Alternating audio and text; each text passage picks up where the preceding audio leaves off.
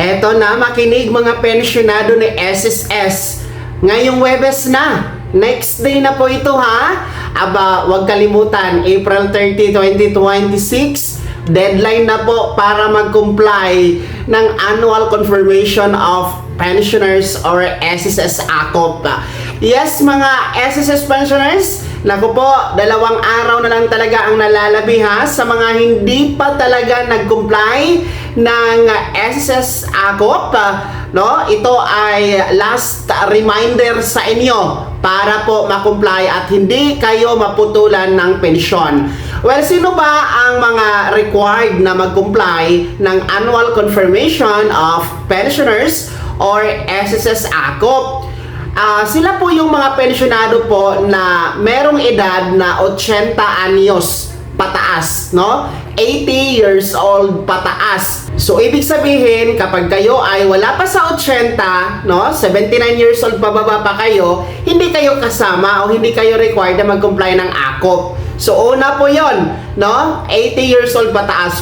Pangalawa, kailan ba ito ginagawa o kailan ito nire-required ni SSS? Well, ito po ay nire-required every birth month, no? Every buwan ng kapanganakan. So, halimbawa, ngayon, buwan tayo ng Abril, kung mag-birthday kayo sa buwan na ito, ano man ang petsa, mula April 1 hanggang April 30, ngayong Webes, aba kayo po ang required na mag-comply ng ACOP. Paano nga ba mag-comply ng ACOP? Well, meron tayong 3 na pamamaraan. Una, pwede kayong mag-walk-in. Ibig sabihin, kayo po ang pupunta sa pinakamalapit na branch ng SSS para doon kayo ay mag-fill up ng ACOP na form. Pwede din po ang authorized representative. Kapag ang pensyonado ay nakaratay o bedridden mga ka-vlogs, pwede po makisuyo sa authorized representative. Magpadala lamang kayo ng authorization letter, permado ng pensyonado, yung SSS ID or UMID, tapos valid ID po ng authorized person. Pangalawa, maaari kayong mag-comply ng ACOP sa pamamagitan ng online video conference, no? Para ito sa mga nasa abroad, hindi na kailangan umuwi sa Pilipinas, no? Paano nga ba online video conference? Mag-set muna kayo ng online appointment kay SSS gamit ang inyong My SSS account mga ka-vlogs. So, pwedeng-pwede po yan. Pangatlo na pamamaraan sa pag-comply ng ACOP ay sa pamamagitan ng facial authentication. Ito namang paraan na ito, pinakabago ito, no, na proseso sa pag-comply ng ACOP. Isa-scan lang po yung mukha ninyo at kayo po ay magko-comply na ng ACOP. So, paano ito gagawin? Punta kayo sa website na SSS, ang www.sss.gov.ph.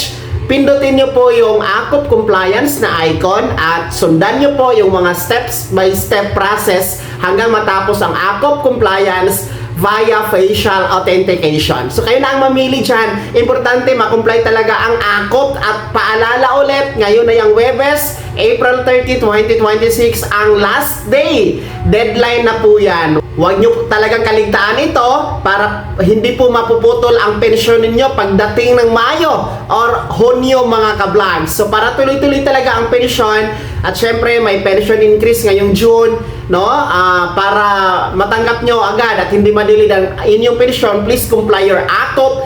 Mga mag-birthday ngayong buwan ng Abril at ang edad 80 pataas, retiree pensioners or total disability pensioners ka man, survivor pensioners, nasa Pilipinas o nasa abroad, please comply your ACOP. At huling paalala, kapag 2 ang inyong pensyon na tinatanggap, kung kayo ay retiree and at the same time survivor din po kayo, 2 na ACOP na form ang kailangan nyo pong isumite kay SSS. Kaya sino sa inyo dito ang tapos na nag-comply ng ACOP? No? At sino sa inyo dito ang hanggang ngayon hindi pa rin nag-comply? Ibahagi niyo po sa comment section na nasa baba, pakilakip ng buong pangalan at kung saan kayo. Kung bago ka pa lang sa aking channel o di ka pa nakasubscribe, i-click niyo po na ang subscribe button na nasa baba. Huwag kalimutan na pindutin ang notification bell, ilagay sa all para una ka sa mga balita na i-upload ko.